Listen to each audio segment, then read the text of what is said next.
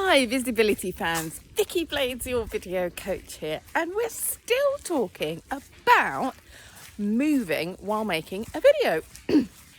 So I call these like traveling videos or walking videos, and the whole point is that you keep your viewer's attention by walking through an interesting landscape.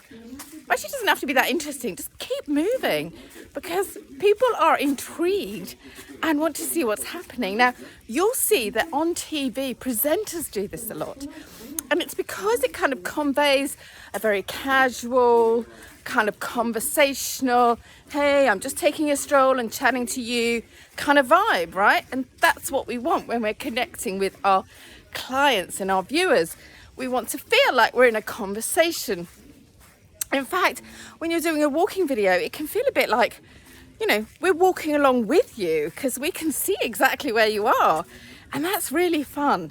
So it's kind of like a fun, conversational, friendly, super interesting way to make videos. And honestly, if you haven't done a walking video yet, I highly recommend it. This is Vicky Blades, your video coach.